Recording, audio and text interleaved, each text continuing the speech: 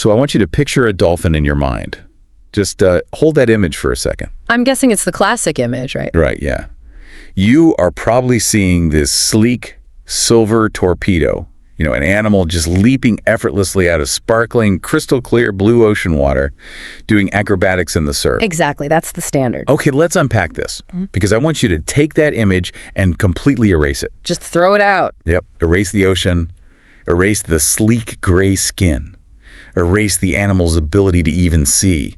Instead, I want you to picture a creature the size of a grown man, entirely bubblegum pink, swimming through a flooded, muddy jungle canopy and physically twisting its neck at a 90-degree angle to hunt in pitch-black water. I mean, when you put it like that, it feels like an alien species from a science fiction novel, right? It really does. But what's fascinating here is that we're talking about a very real animal.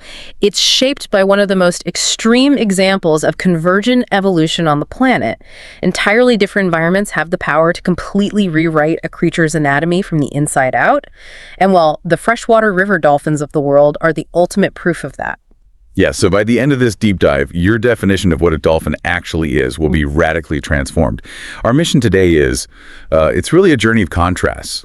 We are going to start out in the vast, pristine, open ocean to establish that classic acrobatic ideal you first pictured. Right, the baseline. Exactly.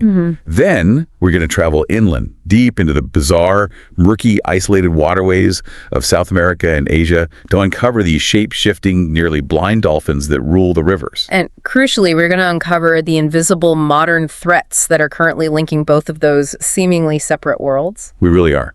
And to guide us through this, we are pulling from a really robust stack of sources today. We have these comprehensive scientific species profiles compiled by NOAA Fisheries. Plus, we've got vital conservation and pollution reports from the Whale and Dolphin Conservation, the WDC.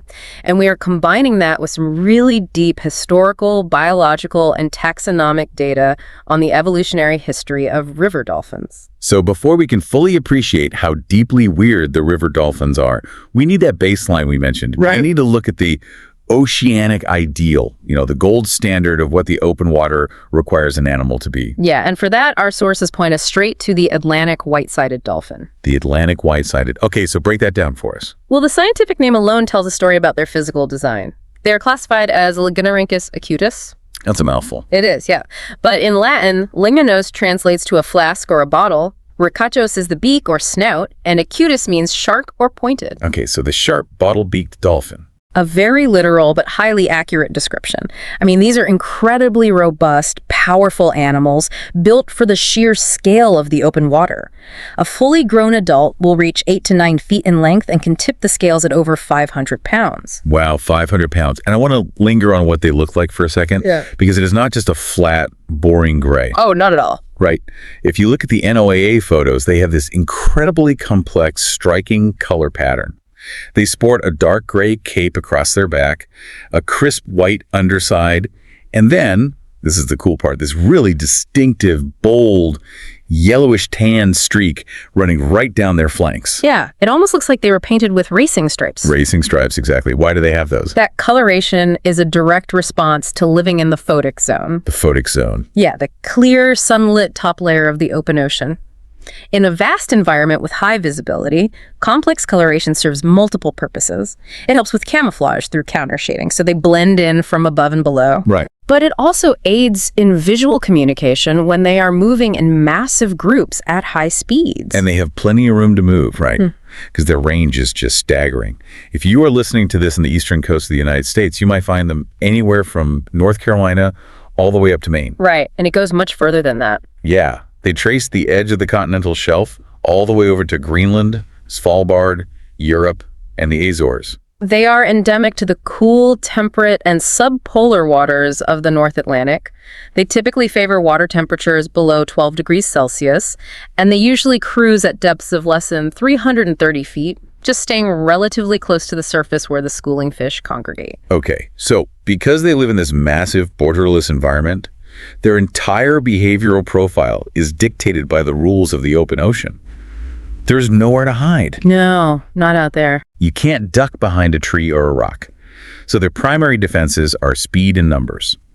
I like to think of them as the ultimate social butterflies of the sea, just throwing these massive multi-species block parties in the open ocean. That's a great way to put it, because the social structure is truly immense.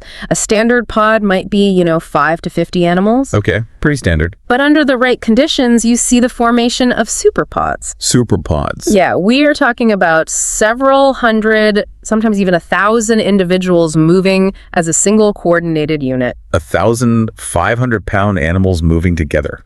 That's insane. And they aren't even picky about the guest list, right? Our sources know they frequently mix with other species. Oh, yeah. They'll swim with white-beaked dolphins, bottlenose dolphins, pilot whales. They even hang out with mass baleen whales like fin whales and humpbacks. So it really is a block party. It really is. And the open ocean demands this level of socialization. Acoustic communication across miles of open water is essential for keeping those superpods together. And the speed is non-negotiable. Because they have to catch their food in the open. Exactly. They are incredibly acrobatic, constantly breaching and surfing the swells. When they hunt, they can dive for over 4 minutes to chase down fast, schooling fish like herring, mackerel, and sand lance, or even squid. And to catch those, they're equipped with up to 40 pairs of small conical teeth in each jaw, just perfectly designed to snatch a slippery fish at high speeds. Great. They even cooperatively feed, acting like underwater sheepdogs to herd schools of fish to the surface. It is a flawless evolutionary machine. It really is beautifully adapted. But here is the part I struggle with. If they are so perfectly tuned, so fast, so intelligent, and they have the entire North Atlantic to swim in, what actually threatens an animal like that? Well, historically, the primary threat was just the natural fluctuation of the ocean itself. Food webs in the open ocean are highly dynamic. The NOAA profiles actually highlight a major ecological shift that occurred off the northeastern United States back in the 1970s and 1980s. Oh, right, the Great Fish Swap. Essentially, yes. The population of herring, which was their primary food source at the time, suffered a massive decline. Okay. But at the exact same time, a different small fish, the sand lance, experienced a huge population boom on the continental shelf. So what did the dolphins do? The Atlantic white-sided dolphins, which historically preferred deeper offshore waters, actually shifted their entire habitat range closer inshore just to follow the new food source. They literally swapped territories with the white-beaked dolphin. Exactly. It just proves how incredibly sensitive they are to the balance of the ecosystem. If the food moves, they move. They can adapt to natural fluctuations like that. What they cannot adapt to is a threat that they cannot see, cannot outswim, and cannot migrate away from. Right, which pulls us out of the oceanic ideal and forces us to look at the reality of what that water is turning into today. We are talking about an inescapable, invisible trap, the rising tide of plastic and pollution. Yeah, this is where it gets heavy. We have to confront the data in the WDC report, and honestly, the sheer scale of the numbers is genuinely difficult to conceptualize. Today, plastics account for between 60 and 80% of all marine litter globally. Wait, up to 80%? Up to 80%. So if you are walking on a beach anywhere on Earth, up to 80% of the trash washing up at your feet is plastic. Yes, and the rate at which it is entering the water is terrifying. 23 million tons of plastic enter the ocean annually. 23 million tons. I can't even picture that. To give that number a physical shape, imagine all of the blue whales currently alive on the planet today. Okay, the biggest animals on Earth. Right. Take their combined weight, multiply it by 10, and imagine pouring that massive plastic into the ocean every single year. That is sickening. It really is. But the true danger isn't just the visible trash, right? It isn't just a dolphin getting tangled in a discarded fishing net, though that happens constantly. It does. The really insidious part is what happens to the plastic that just floats there. It doesn't biodegrade, it photodegrades. The sun and the waves just smash it into smaller and smaller pieces. It fragments endlessly. And the WDC report offers a statistic that illustrates this fragmentation perfectly. They note that a single standard 1-liter plastic water bottle has the capacity to break down into enough microscopic fragments to place one tiny piece of plastic on every single mile of coastline in the world. Wait, one bottle? One single bottle. That is, if you were listening to this right now and you have a plastic bottle sitting on your desk or in your car cup holder, that single object could theoretically pollute every beach on Earth. Exactly. So what happens to the Atlantic white-sided dolphins swimming through this microscopic minefield? The consequences are catastrophic across the board. The data shows that 61 out of the 90 known whale and dolphin species are directly affected by marine plastic, either through entanglement or ingestion. That is nearly 70% of all cetacean species. Yeah, and the ingestion part is the silent killer. Because these microplastics are suspended in the water column, they are eaten by the zooplankton, which are then eaten by the small fish, like the sand lance, which are then eaten by the dolphins. So it just travels right up the food chain. It is a process called bioaccumulation. The WDC uses the humpback whale, which, remember, shares the waters and often mixes with our white-sided dolphins, as a prime example of this. Okay. An average humpback whale will inadvertently consume roughly 9.3 billion microplastic particles over its lifetime. 9.3 billion. Yeah. They are literally becoming repositories for our waste. They are. I look at those numbers and I immediately feel this heavy personal guilt. If I forget my reusable canvas bag at the grocery store and have to take a plastic one, I feel like I am personally choking a dolphin. But realistically, looking at the scale of 23 million tons a year, isn't this primarily a massive industrial failure rather than a consumer one? The WDC report strongly advocates for that exact perspective. While individual consumer choices are absolutely important for localized pollution, we cannot just recycle or, canvas tote our way out of a systemic global crisis. Right. The sheer volume of production requires a fundamental shift in corporate accountability. The report calls it extended producer responsibility, right? Yes, EPR. EPR is a legislative concept where the industries manufacturing these plastics are held legally and financially accountable for the entire life cycle of their product. So not just the manufacturing and the sale. Exactly. It includes the disposal and the environmental cleanup. So instead of a massive beverage company washing their hands of the bottle the second you buy it, they are taxed or billed for the recycling and recovery of that plastic down the line. Right, which shifts the burden away from the consumer, who often has literally no choice but to buy goods wrapped in plastic back to the creator. The report also calls for the implementation of comprehensive deposit return schemes and a legislative mandate to transition to reusable and refillable systems. Because you have to stop it at the source. The goal is to turn off the tap of non-essential single-use plastics before they ever reach the ocean. Because out in the North Atlantic, the ocean is vast. It offers at least a tiny bit of dilution for this pollution.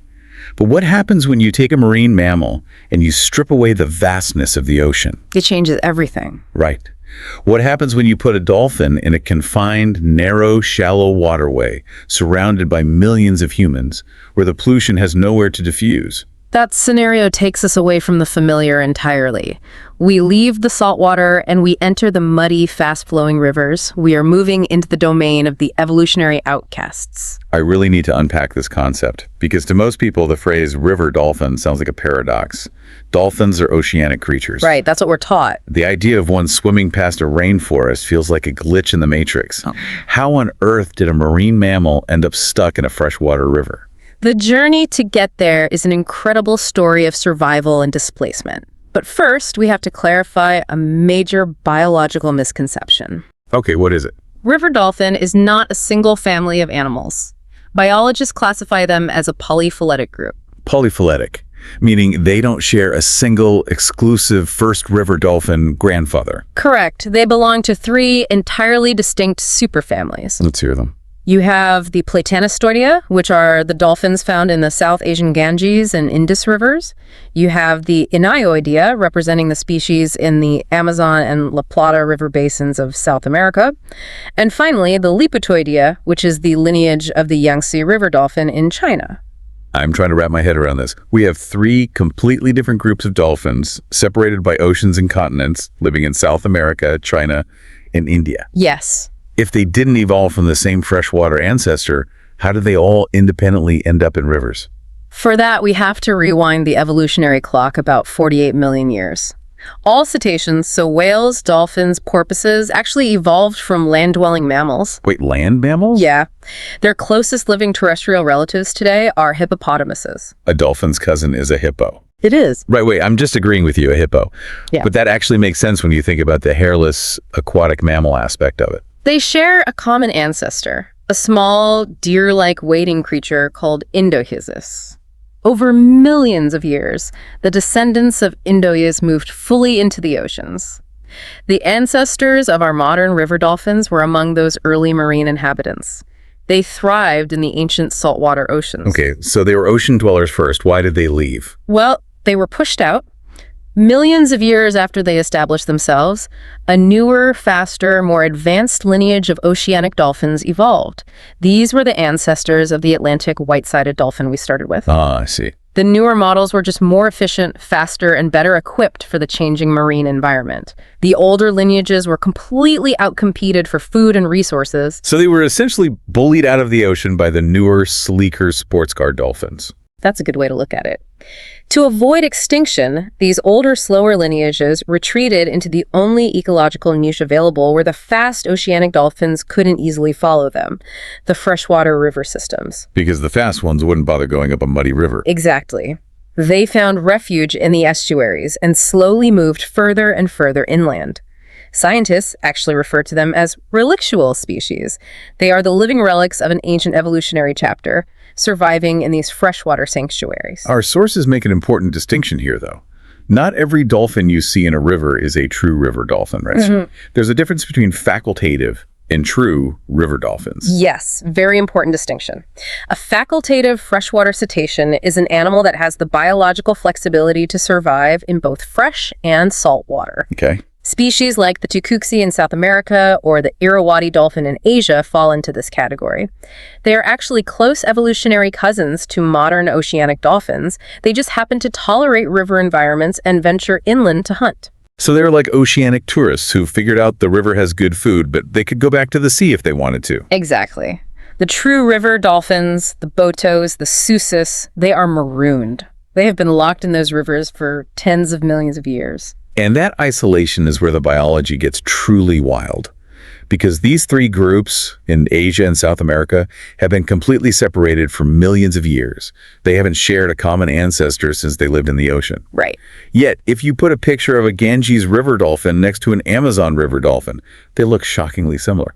They both have these weird, long, tweezery snouts, tiny eyes, and incredibly flexible necks. It is like taking 3 different teams of engineers, locking them in windowless rooms on different continents and telling them, build a vehicle that can navigate a dark, muddy, shallow, root-filled river. And without ever communicating, all 3 teams invent the exact same bizarre armored submarine. That is the perfect analogy for convergent evolution. The physical demands of the river, the murkiness, the obstacles, the shallow depth, they act as the ultimate architect. Nature selects the exact same physical solutions because those are the only solutions that actually work in that specific environment. And just to prove how stubborn evolution is, the sources highlight one species that completely bucks the trend. The La Plata dolphin, or Franciscana. Oh, the Franciscana is an evolutionary paradox. Taxonomically, it belongs to the true river dolphin lineage. Its ancestors were pushed into the rivers, adapted to freshwater, and became river dolphins. Right. But somewhere along the line, this specific species migrated back out of the rivers. Today, it lives exclusively in the coastal, estuarine, saltwater environments of Argentina, Uruguay, and Brazil. It did a complete evolutionary U-turn. It is a saltwater ocean dolphin dragging around the evolutionary baggage of a river dolphin. It is a phenomenal anomaly. But for the species that stayed in the rivers, the physical transformations they underwent are absolute marvels of bioengineering. We have to completely discard the blueprint of the Atlantic white-sided dolphin. Yeah, if the oceanic dolphin is a sleek, rigid sports car built for a straight-line sprint down the highway, the river dolphin is a heavily armored, slow-moving ATV equipped with advanced sonar and night vision goggles. Definitely an ATV. Let's break down the mechanics of these bodies, starting with the skeleton. The most dramatic skeletal difference is in the cervical vertebrae, the neck.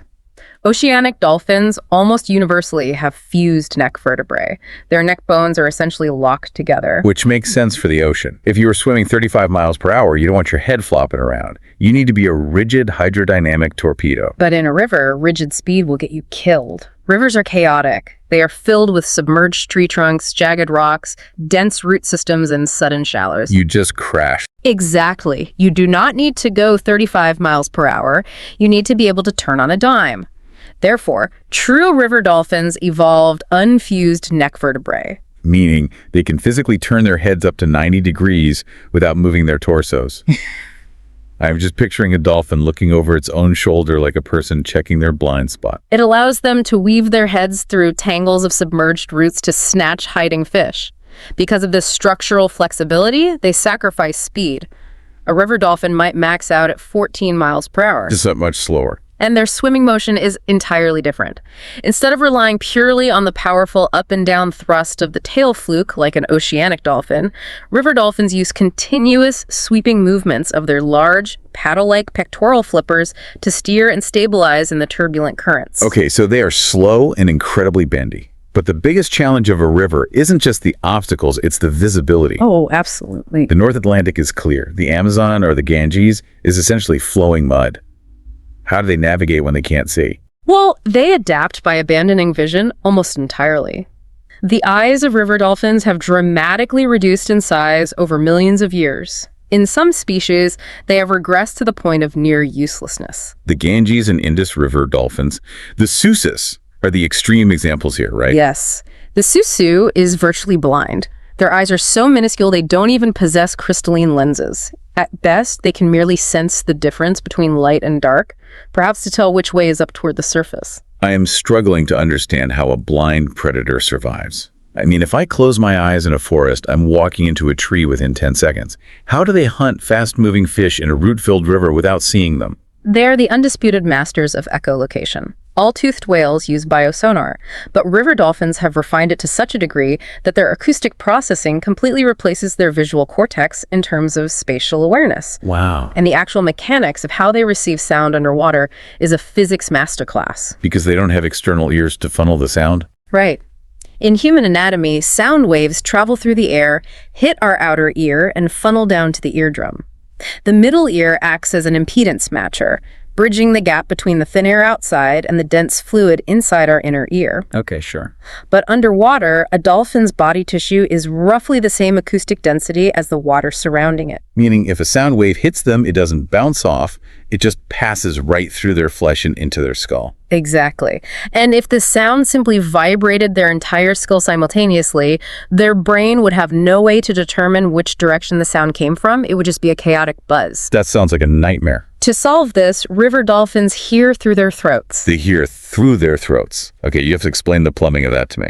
The sound waves returning from an object hit their lower jaw and throat area. Inside the jaw is a cavity filled with a highly specialized, low-impedance fat. Fat in their jaw. Yes, and this lipid channel is acoustically identical to the water, allowing the sound to travel seamlessly up through the jawbone directly to the auditory bulla, which is the inner ear complex. But how do they stop the skull from vibrating, like you said earlier? This is the genius part. The inner ear bones are not fused to the rest of the skull. They are suspended and acoustically isolated by complex pockets of air in their sinus cavities. So they're floating. Basically.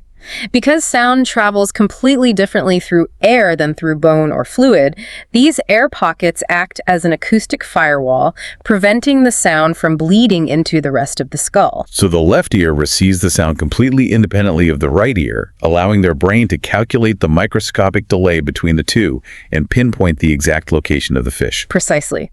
And they generate these high-frequency acoustic clicks in their nasal passages, projecting them outward through a large, bulbous, fat-filled organ on their forehead called the melon. The melon. The melon acts like an acoustic lens, focusing the clicks into a directional beam. When that beam bounces off a fish, it doesn't just tell the dolphin where the fish is. It provides a high-resolution, three-dimensional acoustic image of the fish's size, shape, and internal swim bladder. It is biological witchcraft. I love it. But what about the species that aren't totally blind? The Amazon boto still has somewhat functional eyes, right? Yes, and their eyes have to solve a massive physics problem. Light refracts, or bends, when it passes from water into air or air into water. A lens designed to focus underwater should make the animal incredibly nearsighted the moment it sticks its head above the surface. But the boto can see in both environments. Right. Their lenses and corneas are physically shaped with specific curvatures to automatically compensate for that refraction. Furthermore, they possess both rod and cone cells, granting them vision in bright and extremely dim light. And they have a tapetum lucidum. A tapetum lucidum. Yeah, that's the reflective layer behind the retina that you see shining in a cat's eyes at night. Oh, right, when you shine a flashlight at them. Exactly. It bounces whatever meager light penetrates the muddy river back through the retina for a second pass, maximizing their vision. That's incredible. And the rest of their face is equally bizarre. They don't have that cute, short bottle beak we talked about earlier. No, they have highly elongated rostrums, or snouts. Some of these snouts can measure up to 23 inches in length, Almost 2 full feet of jaw. lined with peg-like conical teeth. Because they can't rely on explosive speed to run down a fish in the open, they need that long, snapping turtle-like jaw to reach deep into the mud and between tangled branches to pluck out agile, hiding prey. And I noticed in the sources that they also have tactile hairs on those snouts. Yes, tiny sensory bristles, similar to a cat's whiskers. It gives them a highly sensitive tactile input to literally feel their way through the dark riverbed mud to detect buried crustaceans or fish. And there's one classic marine mammal trait that they completely discarded, isn't there? Blubber. River dolphins have virtually no blubber layer. Which makes sense. An oceanic dolphin needs thick fat to survive freezing subpolar waters and to help with buoyancy in the deep ocean. But the rivers of the Amazon and South Asia are shallow, tropical, and incredibly warm. A thick layer of blubber would be a death sentence. They would overheat instantly. And because the rivers are shallow, they don't need the buoyancy assistance anyway. Okay, we have to focus specifically on the giant of this group, the Amazon River dolphin, the boto, or India geoffrensis. Oh, they are the undisputed heavyweights of the river dolphin world. A large male can reach 8 feet in length and weigh over 220 pounds. And they exhibit a really unique physical trait regarding their size. Sexual dimorphism. Right. In almost all other river dolphin species, the females are larger than the males. But in the Amazon boto, the males are significantly larger, which suggests a high degree of male-to-male competition for mates. And of course, the most famous thing about them, they are pink. The pink coloration is fascinating. They are actually born gray, but as they mature, their skin flushes a vibrant pink. This is particularly pronounced in males. Why does it happen? It is believed to be linked to thermoregulation. The blood vessels are located very close to the surface of the skin to help release body heat into the warm water. When they are highly active or excited, the increased blood flow flushes their skin bright pink, much like a human blushing. So if we step back and look at this creature, over 40 million years, it has flawlessly adapted to the murk, the mud, and the tangled roots. It traded speed for flexibility, sight for sonar, and blubber for heat dissipation. It is the absolute apex predator of the natural river. But that is the tragedy of this story. Every single one of those brilliant adaptations, the slow swimming, the blindness, the reliance on acoustics, made them masters of a natural environment that no longer exists. Those exact traits make them utterly defenseless against rapid human-driven change. Which brings us to the most devastating part of our dive. We have to examine what has happened to the Asian river dolphins, because it is a terrifying cautionary tale of what happens when human infrastructure collides with a confined ecosystem. We really have to contrast the river with the ocean again here. When the Atlantic white-sided dolphin's food source crashed, it had the entire Atlantic Ocean to utilize. It simply swam inshore. The ocean is an open grid. But a river is a closed system. It is a finite, linear path. Exactly. If a massive dam is built or a stretch of river is poisoned, the dolphins cannot swim around it. There's nowhere to retreat. No species on Earth illustrates the finality of this trap more starkly than the Beiji, the Yangtze River dolphin, Lepotis vexillifer. I was reading through the NOAA history on the Beiji, and it is just gut-wrenching. In the 1950s, researchers estimated there were roughly 6,000 Beiji thriving in the Yangtze River. 6,000 is a very robust population for a top-tier predator in a river system, but the latter half of the 20th century saw the rapid, unprecedented economic and industrial development of China. Right. The Yangtze is not just a river. It is a vital economic artery for hundreds of millions of people. And that boom became an execution order for the Bajiti. By the 1980s, in just 30 years, that population of 6,000 had plummeted to 400. The onslaught was multidirectional and entirely anthropogenic. First, the water quality plummeted. Untreated industrial toxins and residential waste from exploding megacities were pumped directly into the river. Wow. Second, the physical architecture of the river was destroyed. The riverbeds were heavily dredged for navigation and reinforced with concrete, completely wiping out the complex natural habitats where the dolphins hunted and raised their young. Then you have the boat traffic. Remember, we are talking about an animal that is virtually blind, navigating entirely by listening for faint acoustic echoes. Yes. The proliferation of massive motorized cargo ships created an impenetrable wall of underwater noise pollution. It completely blinded their sonar. So they couldn't see or hear. Right. Unable to acoustically see their surroundings, these slow-moving, inflexible animals were constantly struck and killed by massive boat propellers. And the fishing practices became industrialized too.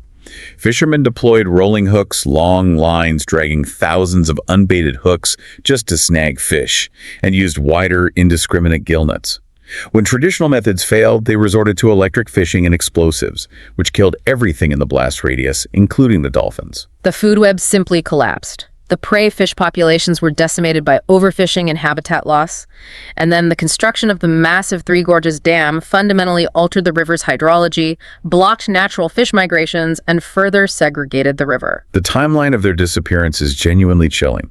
In 1997, a survey found only 13 individuals left. Just 13. Then, in 2006, leading international experts organized a massive, highly funded 45-day expedition to scour the Yangtze. They deployed 2 large research vessels, trailing state-of-the-art acoustic hydrophones with visual spotters using high-powered optics, scanning the water day and night. They traveled thousands of kilometers up and down the river. The acoustic monitors listened for the signature clicks of the Beiji, but the river was silent. They didn't find anything. They did not record a single click. They did not see a single fin.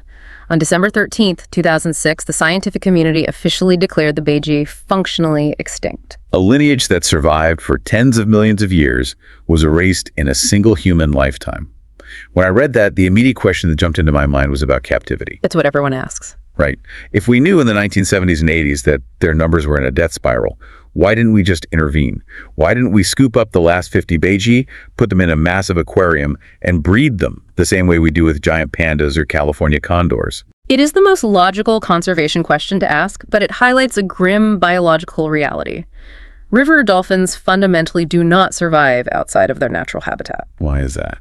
The stress of capture, the inability to replicate the complex river environment, and the acoustics of concrete tanks prove lethal. Captive breeding of river dolphins is notoriously, heartbreakingly unsuccessful. The sources actually detail a specific attempt with the Beiji, the Wuhan Beiji Dolphinarium. Yes. The Institute of Hydrobiology in Wuhan established a specialized facility in 1992 with the explicit goal of creating an off-site conservation backup population. But they could barely keep them alive. The most famous resident was a male named Chi-Ki. Chi-Ki was rescued by a fisherman after being severely injured by hooks in 1980. He recovered and lived at the dolphinarium for 22 years, passing away in 2002. Which sounds like a success, but for the vast majority of that time, he was entirely alone. I was wondering why they didn't breed him. They desperately tried. In late 1995, researchers managed to capture a healthy, sexually mature female. The global conservation community held its breath, hoping this was the start of a captive breeding program. Oh man, what happened? She died just 6 months later during a summer flood that impacted the facility. When Chi-Ki died in 2002, the Beiji's last hope essentially died with him. And this failure isn't unique to the Beiji. Globally, there are only a tiny handful of Amazon botos in captivity, and historical attempts to capture them often resulted in the animals dying within months. So the aquarium safety net simply doesn't exist for these animals. And while the Beiji's gone, the exact same industrial pressures are currently crushing the other Asian river dolphins. The Susu, the Ganges, and Indus River dolphins are in critical danger. They face massive agricultural runoff poisoning the water, and sprawling irrigation projects that divert so much water that the rivers literally dry up to dangerous levels during the dry season. But the dams are the most insidious threat, right?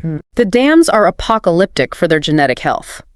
There are currently over 50 large dams and barrages segregating the populations of the Indus and Ganges dolphins. A dam fractures a continuous river into isolated lakes. It traps small groups of dolphins between walls of concrete.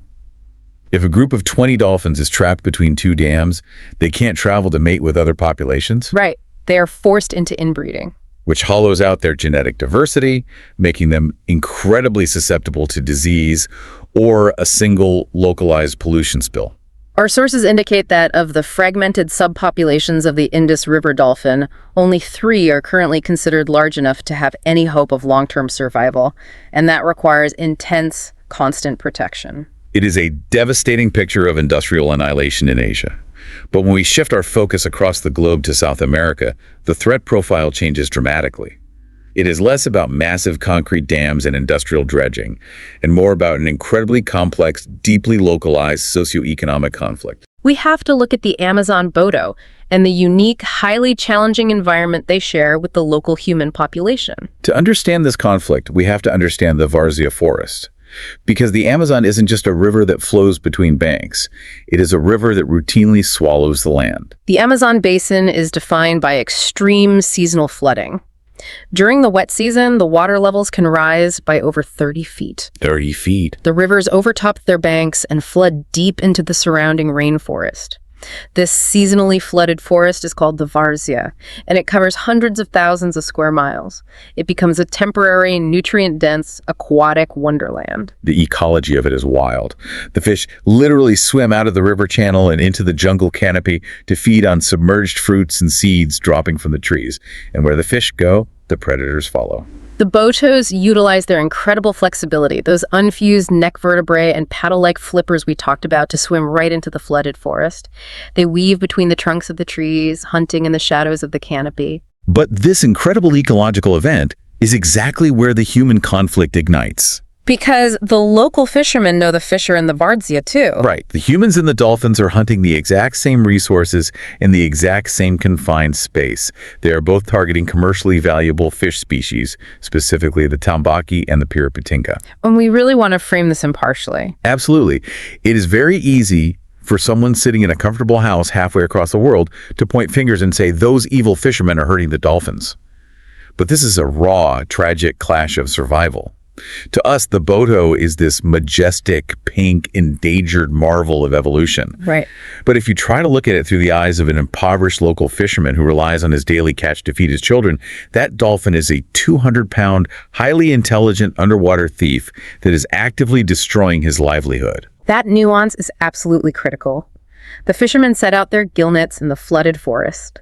The botos are incredibly smart. They quickly realize that a net full of struggling fish is an all-you-can-eat buffet. They don't have to hunt, they just pluck the fish from the net. Which sounds clever until you realize what happens to the net. Exactly. In the process of tearing the fish out, the dolphins rip massive holes in the nylon nets, destroying gear that the fishermen cannot afford to replace, and allowing the rest of the catch to escape. The immediate consequence is that dolphins frequently get tangled in the torn nets, exhaust themselves struggling, and drown. And the secondary consequence is retaliation. Fishermen, pushed to economic desperation, will intentionally kill the dolphins that are damaging their nets or stealing their catch. And the law doesn't really offer a practical solution. Brazilian federal law strictly protects the dolphins, making it illegal to harass or kill them. But the law provides zero financial compensation to the fishermen for the gear the dolphins destroy. It just drives the killings underground.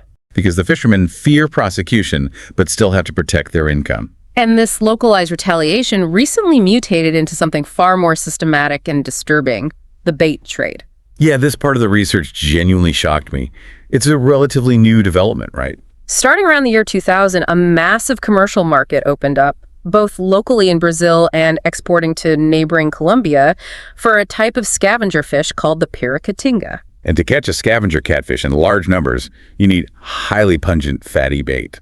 The fishermen quickly discovered that the rich, fatty meat of the boto carcasses they were already killing made exceptionally effective bait for the pirapitinga. So what began as a retaliatory defense of their nets transformed into an active, intentional harvest. They started hunting the top predator in the river just to chop it up and use it as bait for a cheap catfish. It created a gruesome economic incentive. The statistics detailed in our sources are staggering. Researchers conducted a survey between 2010 and 2011 on the Japura River to assess mortality rates. What did they find? Out of 15 dolphin carcasses they located, 73% have been intentionally killed specifically to be used for bait, or were simply slaughtered and abandoned in nets. And that 73% is almost certainly a massive undercount. In a river system that vast, the currents wash bodies away, scavengers consume them, and the fishermen actively hide the evidence of illegal kills. Beyond this direct violence, the Amazon dolphins are also being hammered by massive environmental degradation. Illegal artisanal gold mining is rampant in the region. Oh, the mercury issue. Exactly. The miners use elemental mercury to separate the gold from the sediment, And that highly toxic mercury leaches directly into the river system. It bioaccumulates up the food chain, severely poisoning the dolphins, the fish, and the indigenous human populations. There are people fighting back against this, though. The sources highlight the Orca Foundation, founded by a marine biologist named Fernando Trujillo back in 1993. They do amazing work. They are doing critical work in the Amazon and Orinoco river basins, monitoring mercury levels, tracking populations, and trying to find sustainable economic alternatives for the local communities to reduce the reliance on the Piracatinga trade. Their work is vital, but they are now facing a threat that supersedes local economics: climate change. The Amazon is currently experiencing extreme, unprecedented droughts. When the rains fail, the Várzea doesn't flood. The main river channels shrink dramatically. The water levels plummet, trapping the dolphins in shallow, shrinking lakes. The water temperatures skyrocket to lethal levels, and the dissolved oxygen evaporates. The loss of life is catastrophic. How bad did it get?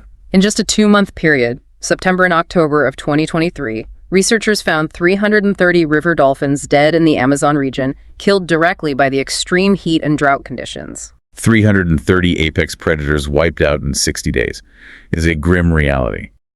But despite all of this modern conflict, the bait trade, the mercury, the climate collapse, the relationship between humans and these animals wasn't always this destructive. Historically, the people living along these rivers held a deep, fearful reverence for these creatures. You cannot truly understand the river dolphin without understanding the cultural mythology surrounding them. They are woven into the very fabric of the human societies that evolved alongside them. Let's look at the Asian myths first, because they frame the dolphin in a very specific, almost tragic light. In Hinduism, the Ganges River dolphin is deeply revered. It is intrinsically tied to Ganga, the deity of the Ganges River herself. Oh, wow. Yeah, the dolphin is considered a sacred animal that heralded the goddess's descent from the heavens to the earth. In various ancient depictions, Ganga's mythical mount, a creature called the Makara, is visually represented as a dolphin. And in China, the Beiji was surrounded by origin myths that viewed the animal as a human soul trapped in the water. They are very poignant stories centered on reincarnation and tragedy.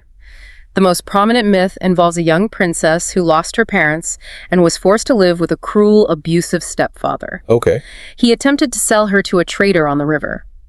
During a violent storm, to escape her fate, she threw herself into the churning Yangtze. But the gods took pity on her. Instead of drowning, she was transformed into the Beiji, a beautiful, pale dolphin, and swam away to freedom. And the abusive stepfather met his own fate in the river too, right? Yes, he fell in during the storm, and as punishment for his cruelty, he was transformed into the blunt, less elegant river porpoise, doomed to swim in the wake of the princess forever. I read another variation of that myth in the sources involving a military general. The core theme of regret remains in that one. A general fled from his duty during a war. In his exile, he met a woman who, to his horror, turned out to be his own daughter. Well, that's dark. It is. Overcome with immense shame for abandoning his post and his family, he threw himself into the river.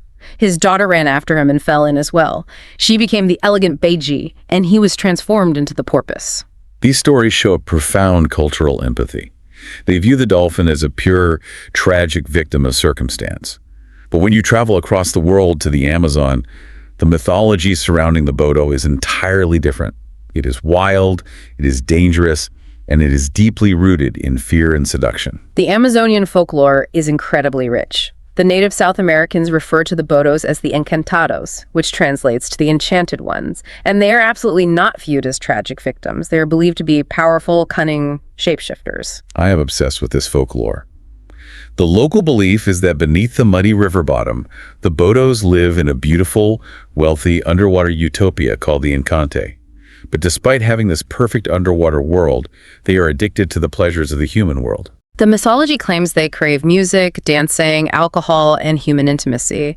According to the folklore, under the cover of darkness, the dolphins emerge from the river and physically transform into incredibly attractive human men and women. They walk into the local villages to attend the festas, the traditional parties and festivals. But there is a catch to their transformation, isn't there? They can shapeshift their bodies, but they can't quite hide their true nature entirely. The myth states that even in human form, they cannot conceal their blowholes. Right. So the Encantados always arrive at the parties wearing wide-brimmed hats or elaborate headdresses to hide the top of their heads. Imagine being at a party in a riverside village and a strikingly handsome stranger arrives wearing a hat pulled down low. He dances perfectly, drinks with the locals, seduces someone, and then right before dawn breaks, he has to sprint back to the riverbank, diving into the water and transforming back into a pink dolphin. It is a vibrant story, and it serves a very practical sociological purpose in isolated villages.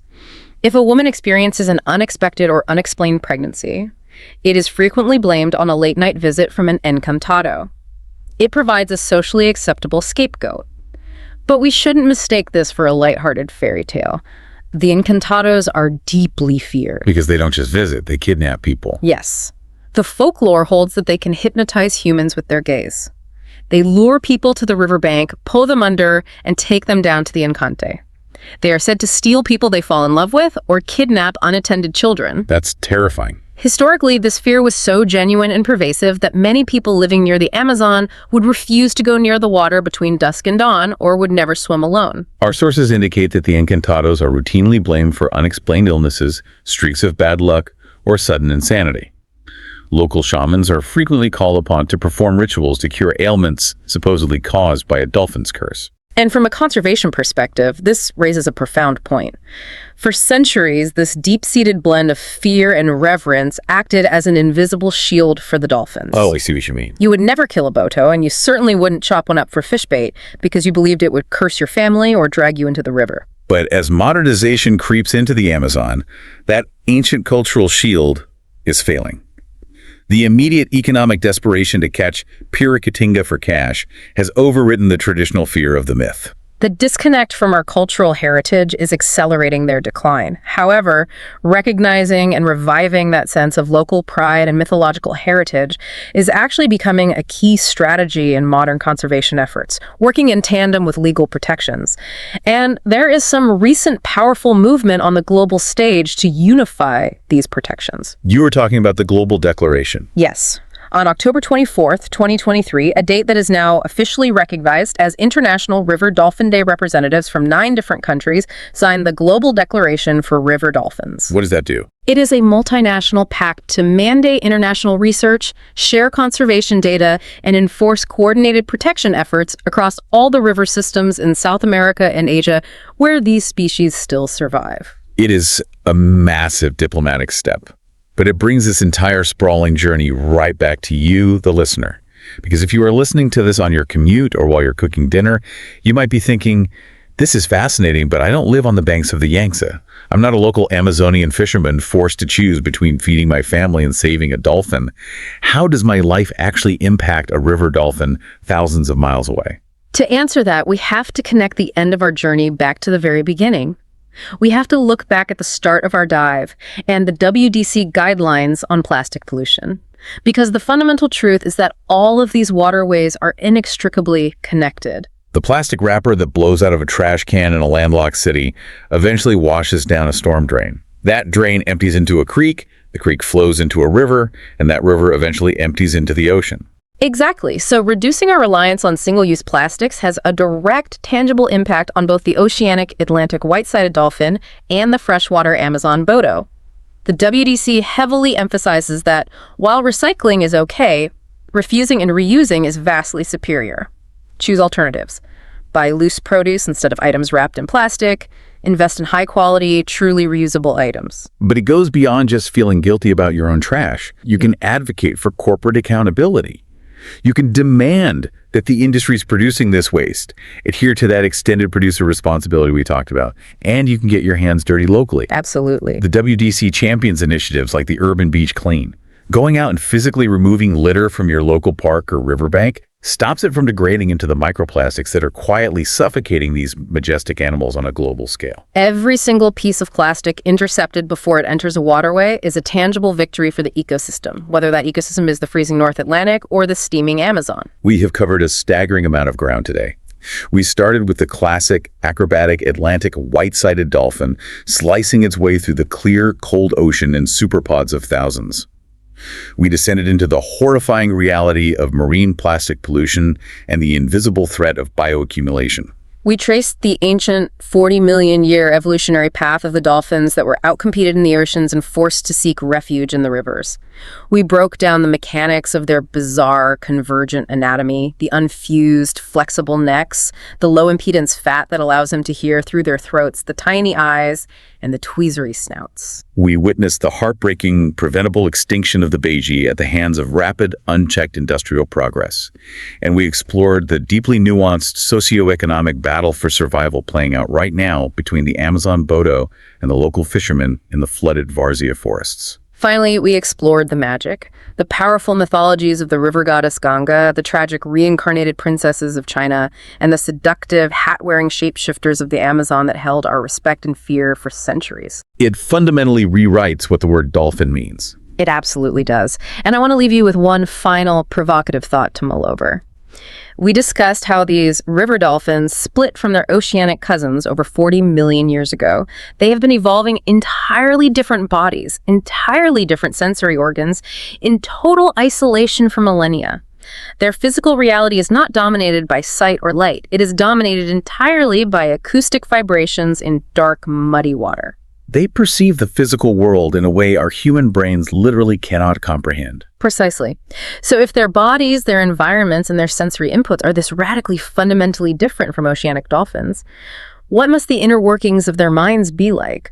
What unique, millions of years old form of acoustic spatial intelligence did the world lose forever when the beige slipped quietly into extinction? And what profound, entirely alien intellect are we racing to save right now in the murky waters of the Amazon? It really makes you wonder, what is going on behind those tiny, nearly blind eyes?